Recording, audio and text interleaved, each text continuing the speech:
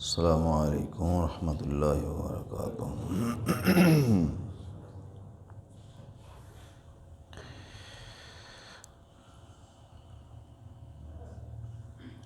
ان الذين يأكلون اموال اليتيم ظلما انما يأكلون في بطونهم نارا وسيصلون سعيرا۔ اللہ تعالیٰ قرآن مجید کے اندر ارشاد فرماتا ہے، بے شک وہ لوگ جو یتیموں کا مال ناحق کھاتے ہیں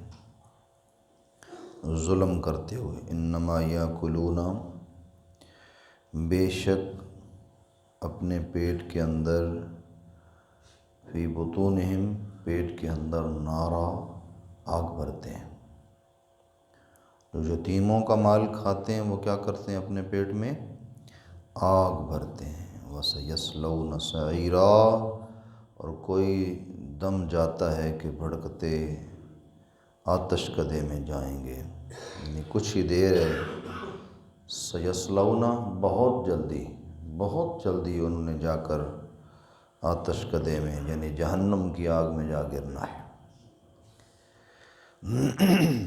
جو لوگ ظلماً کسی کا مال لیتے ہیں، وہ مال یتیم کا ہو، کمزور کا ہو، کسی کا بھی ہو، تو وہ مال آگ کا ایک بہت بڑا انگارہ ہے اور آگ ہے وہ، اور جب وہ پیٹوں میں جائے گی تو پھر اس کا کیا نقصان ہے۔ پھر سنیے، اللہ تعالیٰ فرماتا ہے ایسے لوگوں کے لیے بہت قریب آگ کے اندر جھلسنا ہے، جلنا ہے، گرنا ہے۔ اس لیے ظلم کے ساتھ کسی کے اوپر بھی اپنا دست درازی نہ کیجیے، اور اپنا ظلم کسی کے اوپر مت گرائیے۔ بہت ساری چیزیں ہیں معاشرے کے اندر، ہم ظلم سمجھتے ہی نہیں ہیں ان کو۔ ہم سمجھتے ہیں کہ ظلم صرف یہ ہے کہ کسی کو مارنا پیٹنا، زد و کوب کرنا، جسمانی تشدد کرنا، اور بظاہر کوئی ایسی سزا دینا جس سے اگلے کو تکلیف ہو، یہ ظلم ہے۔ کسی کے مال کو ناحق دبوچ لینا اور وہ اپنی شرافت سے خاموش رہے، یہ بھی ظلم ہے۔ اور کسی کی عزت کو تار تار کرنا اور پھر وہ خاموش رہے، تو یہ بھی ظلم ہے۔ بہت ساری اقسام ہیں ظلم کی۔ اللہ تعالیٰ نے شرک کو بھی ظلم کہا ہے۔ اللہ تعالیٰ نے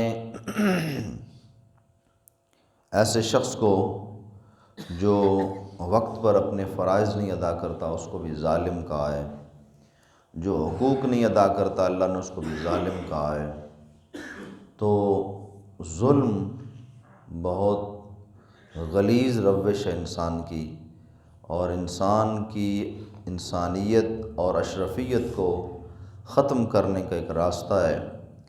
یعنی جو ظلم کرنے والا ہے کبھی وہ بڑا نہیں ہو سکتا۔ اگر لوگوں کی نظروں میں بڑا ہے بھی تو اس کی بڑائی ایک دن بھسم ہو جائے گی اور مٹی کا ڈھیر بن جائے گی اور راکھ کا ڈھیر بنے گی۔ کیوں کہ اللہ کے نبی علیہ السلام نے ارشاد فرمایا، اللہ کو ظلم کسی حال میں بھی پسند نہیں ہے۔ جناب حضرت علی المرتضیٰ کرم اللہ وجہہ الکریم فرماتے ہیں کہ اللہ تعالیٰ کفر کی حکومت کو قبول کر لیتا ہے، برداشت کر لیتا ہے، لیکن اللہ اپنے مخلوق پر ظلم کی حکومت برداشت نہیں کر سکتا۔ ظلم کسی حال میں بھی برداشت نہیں ہے اللہ کو۔ بنی آراش کا یا بنو آراش کا ایک نوجوان مال تجارت لے کر مکہ پہنچا، اور ان کا انداز یہ تھا کہ مال کچھ بیچا، کچھ پھر وہاں سے خریدا، پھر اگلی منڈی میں جا بیچا۔ اس کو ہم اپنی زبان میں بیوپاری کہتے ہیں۔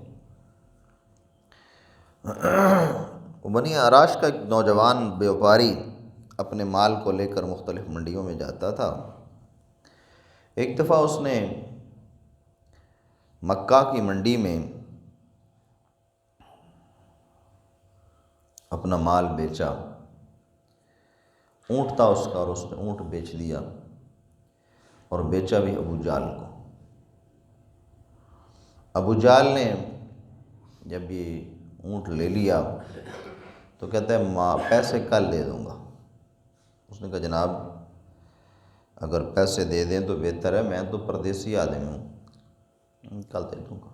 اچھا، آپ نے وہ جو بنی آراش کے شخص تھے، اس نے کہا کہ میں ٹھیک ہے کل تک انتظار کرتا ہوں۔ اب انتظار ہوا، اگلا دن آیا، ابو جہل نے پھر کہا کل آ جانا۔ جب تیسرے دن گیا نا تو اس نے کہا کہ یار بات یہ ہے کہ میں پردیسی ہوں، میرے پاس تو ٹھکانہ بھی نہیں ہے، رہنے کی جگہ بھی نہیں ہے، میں تو راہوں پہ روڈوں پہ گلیوں میں چوراہوں میں سو کر اپنا گزارا کرتا ہوں، تو میں نے اس مال راہ کو، مزاد راہ کو بھی لینا ہے، اور اپنے جو راس المال ہے، اصلی مال ہے، اس کو بھی لینا ہے، اور لے کر پھر میں نے واپس جانا ہے،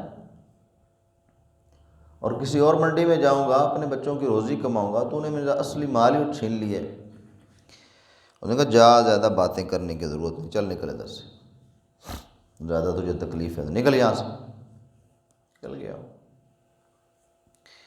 اب روتا، ظاہری بات ہے لسدا کی زور محمد، نس جانا یا رونا، لسا بندہ کیا کر سکتا، جان نکل گئی، روح پیروں کے نیچے سے زمین نکل گئی، یار جس سارے مال سے میں تجارت کرتا تھا وہ مال ہی مجھ سے چھن گیا، میں اب کیا کروں گا۔ تھوڑی دیر گزری، دل میں خیال آیا یار بندے یہاں ہیں، ان سے کسی سے بندہ رابطہ کرتا ہے، یہ کون ہے بندہ، کوئی تو اس کا جاننے والا ہوگا۔ جب وہ بنو آراش کا تاجر کعبہ شریف کے قریب پہنچا نا تو وہاں عتیبہ کھڑا تھا، منافقین کا امام۔ اسے کہتا ہے یار بڑی زیادتی میرے ساتھ ہو گئی ہے، ایک بندہ ہے اس نے مجھ سے مال لیا ہے، اور میرا مال اس نے ضبط کر لیا ہے، اور اب پیسے بھی نہیں دے رہا۔ اس نے کہا تمہارے ہوتے ہوئے یہاں مکہ میں کسی کی جرت کیا ہے، ہم بڑے ڈنگے ہیں، ہم یہ کر دیتے ہیں وہ کر دیتے ہیں، ہم جیسا تو کوئی نہیں ہے یہاں، مجال ہی نہیں ہے، تو نام بتاؤ۔ اس نے کہا جی ابو جال، نام اس کا ابو الحکم تھا، تو ابو الحکم جی، اچھا، انہوں نے کہا نہیں بھائی ہماری مجال نہیں، وہ تو بڑا گنڈا ہے، ہم بھی گنڈے ہیں لیکن وہ ہم سے بڑا گنڈا ہے۔ اس نے کہا یار کوئی تو بندہ ہوگا، مجھے بتاؤ اس بندے سے پیسے لینے کا کوئی طریقہ بتا دو۔ کہا بات یہ ہے کہ ہم اس کو کہنے سے عاجز ہیں۔ وہ آپس میں سارے دوست کھڑے تھے، منافقین مشرکین، تو اچانک ان کی نظر نبی رحمت صلی اللہ تعالی وسلم پر پڑی کہ میرے آقا سامنے کعبۃ اللہ شریف کے سامنے بیٹھ کر کچھ زبانیں دل نواز سے کچھ پڑھ رہے تھے۔ اشارہ کر دیا، کہنے لگا وہ بندہ نا آپ کا مسئلہ حل کر سکتا ہے۔ یہ کون کہہ رہا ہے؟ عتیبہ، امام المنافقہ۔ اور ساتھ ہی سارے ساتھیوں نے ہاتھ پہ ہاتھ مار کے نا تاڑی بجائی، عذرائے مذاق، کہ کہاں ان سے کیا ہو سکتا ہے، چلیں تھوڑا سا ذرا ان کو آزماتے ہیں، ان کے ساتھ مشورہ کرتے ہیں، ان کے ساتھ ذرا مذاق کرتے ہیں۔ اللہ اکبر کبیرہ، کون دیتا ہے دینے کو منہ چھائیے، وہ دینے والا ہے سچا ہمارا نبی۔ اور میرے آقا و مولا صلی اللہ تعالی وسلم کی بارگاہ میں جب وہ بنو آراش کا نوجوان پہنچا نا تو تنکے کو ڈوبتے کو تنکے کا سہارا ہوتا ہے، وہ دوڑا دوڑا وہاں پہنچا، اور اس کے دل میں یہ خیال آیا کہ شاید میرا واقعی ایک دفعہ تجسس پیدا ہوا کہ یہ مجھے ہنس بھی رہے ہیں اور بھیج بھی رہے ہیں، اور وہاں پہ بھیج رہے ہیں۔ جب نبی پاک علیہ الصلوۃ والسلام کے پاس پہنچے نا تو نبی علیہ الصلوۃ والسلام کعبۃ اللہ شریف کی طرف اپنا رخ انور کر کے کچھ پڑھ رہے تھے۔ بنو آراش کا وہ نوجوان کہتا ہے میں بڑے دھیمے انداز میں اور دھیمے لہجے سے وہاں پہنچا، اور بڑے پاؤں کو اٹھا اٹھا کے پہنچا کہ کہیں یہ بھی بگڑ نہ جائے، جس طرح یہ سردار مجھ سے بگڑے ہیں، شاید کوئی سردار ہوگا تو بگڑ نہ جائے۔ اسی پس منظر کے تحت وہاں پہنچا، ان بھول بھلائیوں میں وہاں پہنچا اور سرکار کے پیچھے جا کے بیٹھ گیا۔ تو صدقے جائیے میرے محبوب علیہ الصلوۃ والسلام نے جب وہ بیٹھا تو سرکار نے اپنا چہرہ پیچھے اس کی طرف پھیر لیا۔ سرکار نے پھیر کے فرمایا تھوڑا قریب ہو، ادنو میرے قریب آ ذرا۔ سرکار نے فرمایا چہرے سے پردیسی لگتے ہو،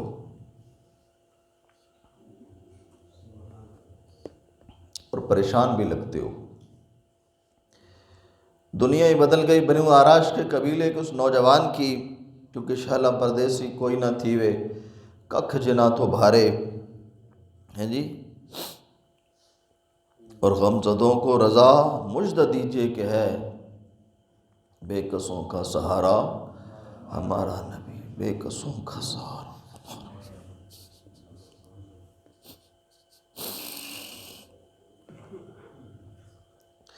میں کہتا ہوں دوستو، اگر جہالت کے زمانے میں جن کا کوئی نہ بنتا تھا ان کے میرے سرکار تھے، ذرا اپنے سرکار کے ہو کے تو دیکھو۔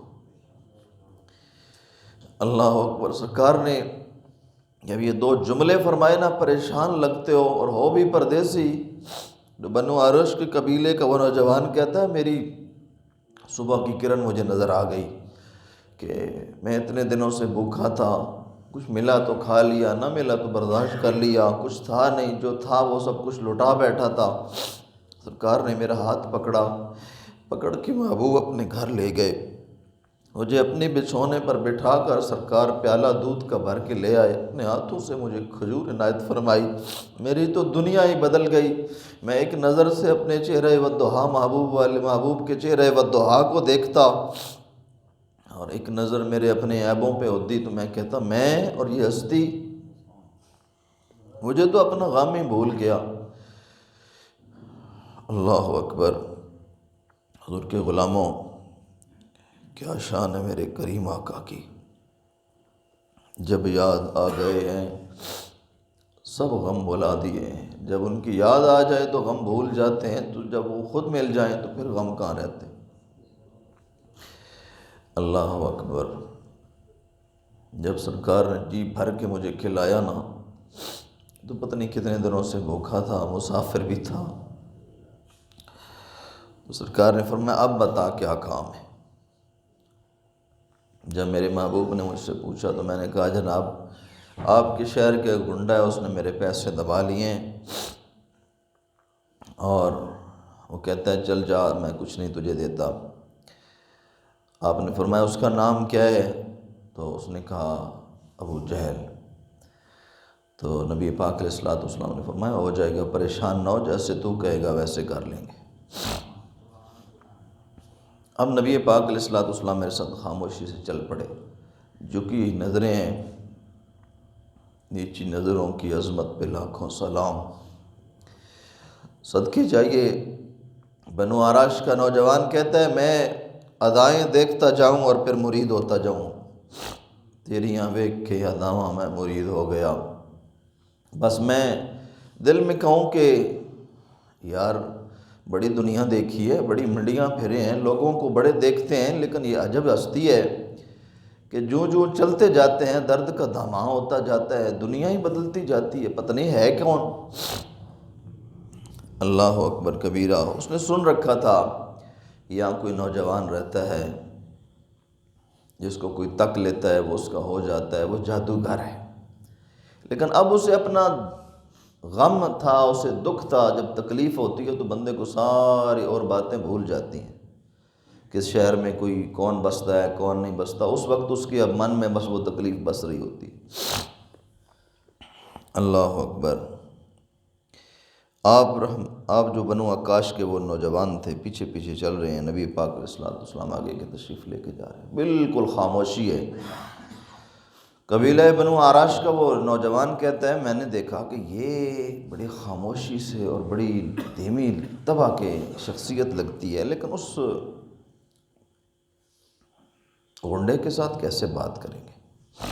میرے دل میں یہ بات بار بار کھٹکے۔ لیکن جب نبی پاک علیہ الصلوۃ والسلام ابو جہل کے گھر پہنچے تو سرکار نے دروازہ کھٹکھٹایا۔ ابو جہل باہر نکلا تو سرکار کی آنکھیں جو ہیں وہ بلند ہوئیں، آپ کی نگاہ مبارک بلند ہوئی اور آواز بھی بلند ہوئی۔ آپ نے فرمایا تم نے اس کا مال دبوچا ہوئے، مال دبوچ کے بنتے ہو سردار بنتے ہو؟ مال دبوچنے سے کبھی کوئی کسی کا سردار نہیں بنا ہے، فوراً لوٹاؤ اس کا مال۔ اس نے کہا جناب ابھی آیا۔ بنو آراش کا وہ نوجوان کہتا ہے میرے محبوب کی زبان سے الفاظ نکل رہے تھے، لگتا تھا تلواریں برس رہی ہیں، تیروں کی بوچھاڑ ہو رہی ہے، اور وہ بندہ کانپ رہا تھا۔ جس کا نام میں جس کے سامنے لیتا تھا وہ کانپتا تھا، آج میرے محبوب کے سامنے وہ کانپ رہا ہے۔ اب اس نے پیسے دیے۔ آپ نے فرمایا آج کے بعد میں شکایت نہ تیری سنوں کہ تو مکے میں آنے والے لوگوں کو دبوچے، ورنہ تیرا برا ہوگا۔ اب یہ کہہ کر میرے محبوب میرا مال مجھے میرے حوالے کر کے مجھے میرے ساتھ لے آئے۔ جب میرا مال مجھے دے کر دلوا کر واپس آئے نا تو سرکار نے فرمایا رات رہنا چاہتے ہو تو رہ لو، سفر کرنا چاہتے ہو تو تمہاری مرضی، ہم نے تمہارا مال تمہارے حوالے کر دیا۔ حضور کے غلاموں، اللہ اکبر کبیرہ، بنو آراش کا وہ نوجوان کہتا ہے میں تو کہتا تھا کہ میری دنیا ہی بک گئی ہے، اب ساری زندگی وہیں رہنے کو دل کرتا تھا۔ اللہ اکبر۔ حضور کے غلاموں، ظلم ہوا کرتا ہے، لیکن جب ظلم سے کوئی تائب ہو جائے اور خوف خدا میں مچل جائے تو پھر اس کی آواز کو اللہ تعالیٰ اتنی طاقتیں عطا کر دیتا ہے کہ ظالم دب کے رہ جاتے ہیں۔ آؤ اپنے محبوب کی ادائے دل نواز کو اپنی زندگیوں میں ڈال لیں، ظالم کے ساتھ نہیں مظلوم کے ساتھ ہو جائیں، ظالم کا ساتھ نہ دیں۔ ظالم کچھ بھی نہیں ہے، ظالم صفر سے نیچے بھی کوئی اگر دنیا ہے تو وہ وہاں ہے۔ ظالم لکڑیوں کی راکھ سے نیچے بھی کوئی دنیا ہے تو وہ ہے۔ ظالم کچھ بھی نہیں ہے، وہ ریت کا پہاڑ ہے، ہوا آئی تو وہ جو ہے وہ گر جائے گا۔ اس لیے ظالم کے ساتھ کبھی نہ کھڑے ہونا، زندگی بھر ظلم کا ساتھ نہ دینا۔ ظلم ہمیشہ عافیت کو ڈھا دیتا ہے اور امن جو ہے ہمیشہ عافیت کا سامان کرتا ہے۔ اللہ تعالیٰ نبی رحمت صلی اللہ تعالی وسلم کے طفیل ہم سب کو ظلم سے توبہ کرنے کی توفیق عطا فرمائے۔ میرے نبی نے ساری زندگی مظلوم کا ساتھ دیا، ساری زندگی مظلوم کا ساتھ دیا، اور اپنے کردار سے بتایا کہ ظالم سے دور رہنا اور مظلوم کے ساتھی بن جانا۔ مظلوم کا وہ ساتھی ہے جو ساری کائنات کا رب ہے، وہ اعلان کرتا ہے جس کا کوئی نہیں ہے میں اس کا ہوں، جس کا کوئی نہیں ہے میں اس کا ہوں۔ اور لوگ کہتے ہیں ہمارا تو کوئی نہیں ہے، انہیں پتہ ہی نہیں ہے تمہارے رب نے تم سے سارے اسباب لے کر تمہیں اپنا بنا لیے۔ کل قیامت والے دن میرے محبوب علیہ الصلوۃ والسلام فرماتے ہیں قیامت والے دن لوگ رشک کریں گے، رشک کریں گے اور کہیں گے یا اللہ کاش ہم یہ ہوتے۔ کون؟ کس پر رشک کریں گے؟ جن کی دنیا بظاہر بڑی کمزور ہے، جن کی دنیا کمزور ہے نا، اللہ قیامت والے دن ان پر رشک کرے گا۔ اس لیے اپنی دنیا کو اتنا تگڑا مت کریں کہ تگڑا کرتے کرتے اپنے خدا کو ہی بھول جائیں، اپنے رب کو ہی بھول جائیں۔ اللہ تعالیٰ جل شانہ احکم الحاکمین ہم سب کو تمام ضعیفوں اور کمزوروں کا خیال کرنے کی توفیق عطا فرمائے۔ اللہ اکبر۔ میرے محبوب علیہ الصلوۃ والسلام فرماتے ہیں جو کمزور کا ساتھ دیتا ہے اللہ قیامت میں اس کی کمزوریاں چھپا دے گا، اللہ اس کی قیامت میں کمزوریاں چھپا دے گا۔ میرے حضور کے غلاموں، ہم تو سر سے لے کر پاؤں تک کمزوریوں میں ڈوبے ہوئے ہیں، ہماری تو ایک کمزوری ہے ہی نہیں، ہمیں تو خود پتہ نہیں ہے ہم نے کتنی کتنی کمزوریاں کر رکھی۔ وہ شخص جس کا سر سے پاؤں تک سارا جسم ہی کمزوریوں سے لپٹا ہوا ہو، وہ کسی کی کمزوریوں کو کیا تلاش کرے گا، کیا تلاش کرے گا؟ دیکھیں ہم لوگوں کی کمزوریاں تلاش کرنے بیٹھ جاتے ہیں، اپنے اندر کبھی دیکھا کریں جی کہ ہمارے اندر کیا کیا کمزوریاں ہیں۔ اللہ تعالیٰ سب کو اپنی کمزوریاں کوتاہیاں خود اسی دنیا میں دور کرنے کی توفیق عطا فرمائے اور سچی توبہ پر استقامت نصیب فرمائے۔ اس سے قبل کہ ہمارا رب ہماری کمزوریوں کو گنوا گنوا کے ہمیں سزائیں دے، ہمیں اپنی کمزوریاں دور کرنے کی توفیق عطا کر دے۔ آمین۔ اللہم صلی وسلم علی سیدنا